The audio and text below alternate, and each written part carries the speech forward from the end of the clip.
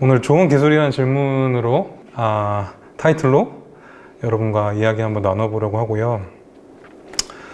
네, 오늘 뭐 제가 어떤 사람인지 아마 거의 모르고 오셨을 것 같은데, 제가 생각하기에 제 커리어 전체를 관통한 키워드는 제품 기획보다는 테크놀로지와 인간의 관계, 네, 혹은 테크놀로지와 나의 관계 라는 생각이 들고요. 석사 과정에서 저는 이 기술 철학이라는 공부를 했어요. 네, 혹시 기술 철학 어떤 공부인지 아시나요? 완전 처음 들어보시나요? 그러실 수 있어요. 굉장히 생소한 공부인데, 이걸 이제 2010년 무렵 이렇게 하면 제 나이가 나오지만 어쨌든 2010년 무렵 이 공부를 했던 게 저한테 아주 중요한 터닝 포인트였고, 네, 이걸 공부한 다음에는 이제 이게 철학이잖아요. 그래서 기술을 말 그대로 기술을 철학하는 공부를 하고 나서 이제 기술이라는 주제에 관심이 생겼는데, 좀 더 실제적으로 이 주제를 파보고 싶어서 이 휴먼 컴퓨터 인터랙션이라는, 인간 컴퓨터 상호작용이라는 석사를 한 번 더 했습니다. 네. 그래서 이런 공부를 하면서 저한테 들었던 질문이, 좋은 기술, 굿 테크놀로지가 무엇인가 라는 질문이 생겼고, 이 질문이 제 커리어에서, 그러니까 제 커리어는 어떻게 보면 이 질문에 대한 답을 찾아오는 과정이었다는 생각이 듭니다. 스타트업 하신다고 했는데 좋은 기술이 뭘까요? 네, 어려운 질문이죠. 굉장히 주관적인 질문이기도 하고, 모두에게 다른 답이 있을 수 있어요. 사실 한 가지 답이 있진 않은데, 네, 그래서 아무튼 뭐 이렇게 하다 보니까 공부는 할 만큼 했고, 뭐 현실 세계에서 네, 이제 제가 가지고 있던 이런 것들 좀 적용해보고 싶다는 생각이 들어서 2014년 무렵부터 테크업계에서 커리어를 시작을 했습니다. 그래서 좀 다양성이라는 키워드가 AI를 이해하는데도 좀 여러 가지 흥미로운 힌트를 제공한, 이건 제가 썼던 글인데, 작년에. 그래서 신경 다양성이라는 개념도 되게 재밌거든요. AI와 연결시켜보면 되게 재밌는 개념이에요. 그래서, 그러니까 신경 다양성이라는 개념이 지능의 다양성에 대해서 생각을 해볼 수 있게 해준단 말이죠. 그러니까 예를 들면은 뭐 수어를 제1언어로 사용하는 청각장애인의 경우, 수어를 전혀 모르는 그 청인하고 비교했을 때 이런 복잡한 공간 패턴에 대한 이해가 훨씬 뛰어나거든요. 예, 왜냐하면 수어가 공간의 언어이기 때문에 그걸 제1 언어로 사용하는 이제 청각장애인은 청인에 비해서 공간 인지, 공간 패턴, 이런 복잡한 공간 패턴을 인지하는 그런 능력이 훨씬 뛰어나죠. 네, 이건 좀 다른 지능이라고 부를 수 있는가, 이것을? 예, 굉장히 좀 뭐 심오한 문제지만, 네. 혹은 또 뭐 자폐 스펙트럼을 가지고 있는 그런 분들 중 일부는 뭐 연산 능력이나 패턴 인식 능력이 일반인들에 비해서 훨씬 뛰어나죠. 네. 그래서 이제 이런 것들을 다양한 어떤 지능의 종류라고 부를 수 있는가? 이게 되게 재밌는 질문이고, 실제로 이제 뇌과학이나 이런 데서 이런 질문들을 많이 하시죠. 그래서 지능을 무엇이라고 정의를 내리냐에 따라서 이건 약간 좀 논란이 있을 수는 있지만, 사실 지금 현재 뭐 스튜어트 러셀 같은 많은 그 AI 과학자들은 우리가 지금 보고 있는 AI가 계속 고도화되고 발전했을 때 인간 지능과는 완전 다른 종류의 어떤 지능으로 발전해 나갈 거라고 얘기를 하거든요. 네, 그러니까 우리는 지금 AI가 뭐 우리를 초월한다, 우리가 할 수 있는 무엇은 못하고 무엇은 뭐 할 수 있고, 이런 이야기를 되게 많이 한단 말이에요. 예. 근데 이제 그거랑 완전 다른 패러다임인 거죠. 그러니까 그냥 아예 다른 종류의 어떤 지능으로 발전해 나갈 것이다. 네.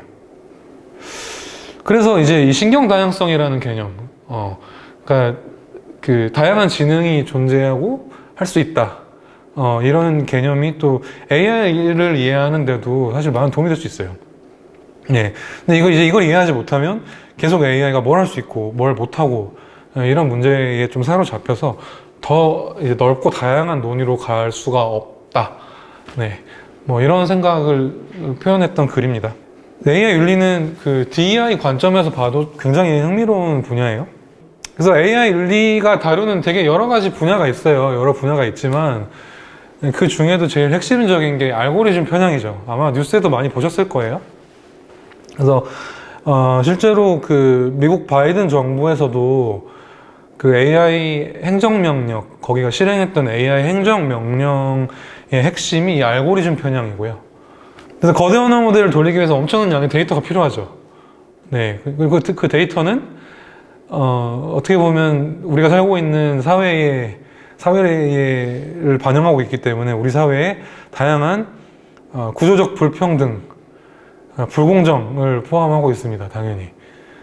그 알고리즘의 편향을 비판하는 작업, AI 윤리의 작업은 이렇게 권력 구조에 의한 구조적 불평등을 이야기하는 것과 같다.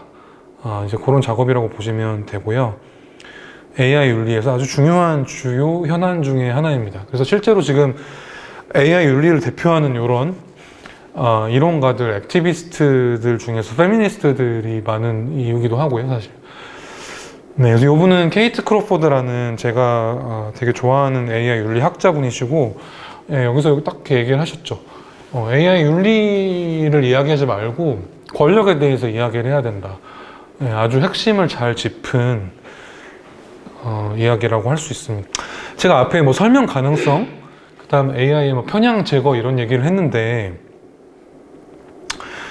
가령 이런 질문들이,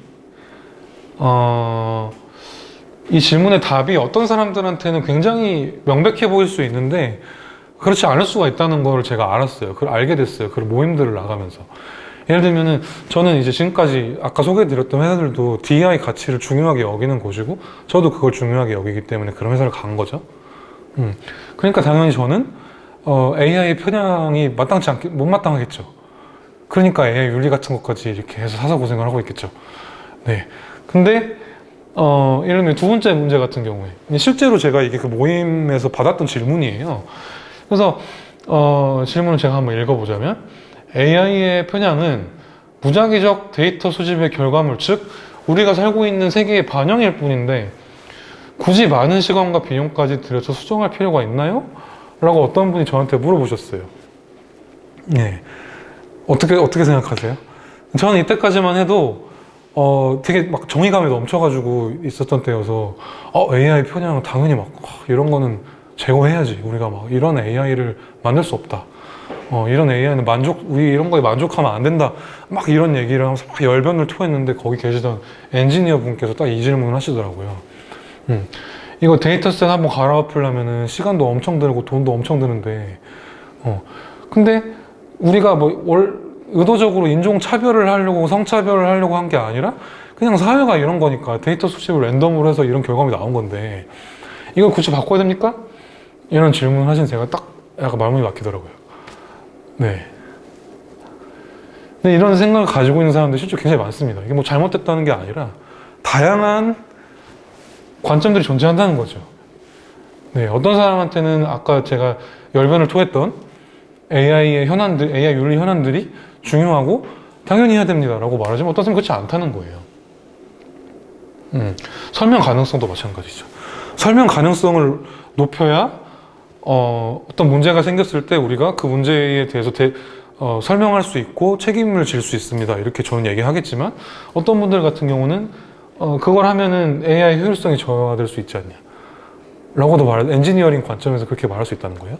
그 윤리라는 게 일반적으로 좀 개인적 차원이고 어떤 선택의 문제라는 그런 인상을 많이 주지만 AI 윤리 문제는 그렇지 않다. 이런 공동체적 사회적 협의의 문제라는 거죠. 우리가 함께 이야기하고 가능한 많은 사람들이, 많은 이해관계자들이 결정 과정에 포함이 되어야 하는 사실은 그만큼 많은 사람들에게 영향을 미치기 때문에. 네, 그래서 저는 이 윤리보다는 에틱스의 관점이 좀 더 많이 강조가 되어야 된다고 생각을 하는 사람이고요. 그런데 현재 이 AI 산업의 방향성은 굉장히 극소수의 사람들이 정해지고 있죠. 네, 네. 뭐 굉장히 똑똑한 사람들, 그리고 저보다 훨씬 똑똑한 분들이겠지만, 그래도 AI로 인해서 많은 사람들이 직업을 잃게 될 수도 있고, 뭐 아닐 수도 있겠지만 직업을 잃게 될 수도 있고, 환경 문제도 달려 있고, 뭐그 외에도 여러 가지 이런 굉장히 많은 사람들, 절대 다수의 사람들의 삶에 결정적, 치명적 영향을 미칠 가능성이 분명 존재하는데, 이걸 정말 소수의 사람들이 정하고 나머지 사람들 그냥 따라가고 있는 상황이거든요. 그래서 이거를 좀 거리를 두고 이 상황을 보면은 사실 저는 좀 이상한 것 같아요. 저는 이상하다고 생각해요. 아주 이상한 상황이라고 생각합니다. 네. 그래서 이제 AI 윤리 이런 걸 하고 있는 거고요.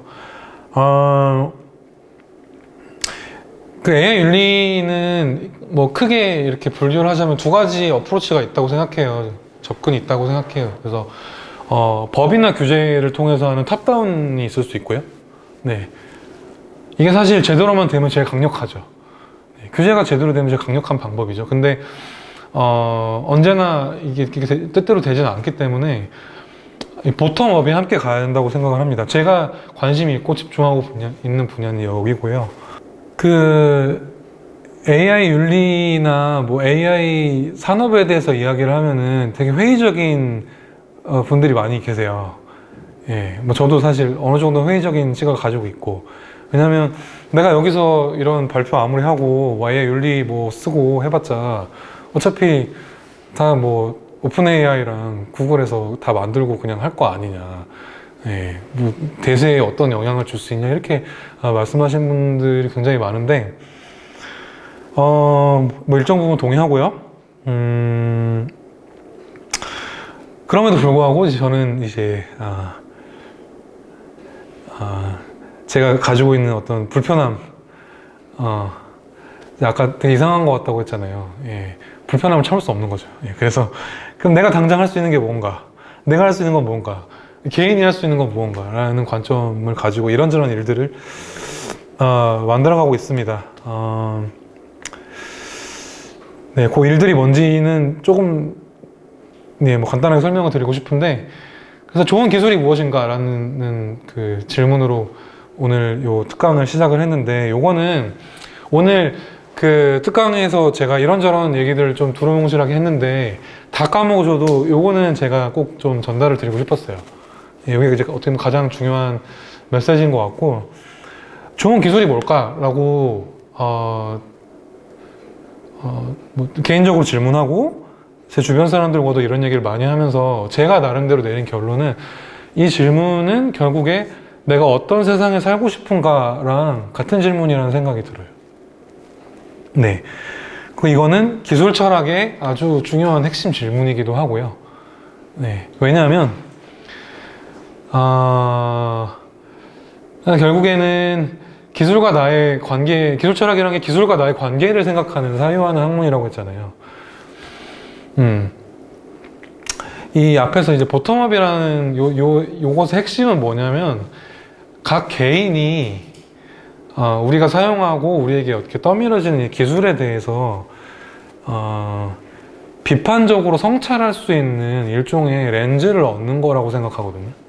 근데 그걸 이제 이거를 연결시켜서 얘기를 해보자면, 비판적으로 성찰한다고 하면은 비판적으로 성찰하기 위해서 우리가 기술 철학자들의 철학을 전부 공부하고 외워야 되냐, 이제 그건 아니라는 거죠. 네. 우리가 여러분 뭐 철학에 관심이 얼마나 있으신지 모르겠는데, 철학을 하기 위해서 저희가 뭐 소크라테스를 꼭 공부해야 되는 게 아니잖아요. 스피노자를 꼭 공부해야 되는 건 아니거든요. 예, 모든 사람들이 삶에 대해서 생각하면 철학을 할 수 있죠. 비슷하게 기술과 우리의 관계를 고민하고 사유함에 있어서 중요한 거는 내가 어떤 세상에 살고 싶은지, 그리고 내가 살고 싶은 이 세상을 뭐 예를 들면 뭐 아이폰이 됐든 뭐 AI가 됐든 어떤 기술이 있을 때, 이 기술이 내가 살고 싶은 세상에 나를 가깝게 만들어줄 건지, 아니면 그 모습과 멀어지게 만들지, 이게 저는 되게 중요한 질문이라고 생각을 해요. 네. 물론 뭐 기술이 앞으로 어떻게 나를 바꿀지, 세상을 바꿀지를 예측하기는 쉽지 않겠죠. 그렇지만 이런 관점을 가지고 사는 것과 그렇지 않은 거는 아주 큰 차이가 있다고 생각을 하거든요. 감사합니다.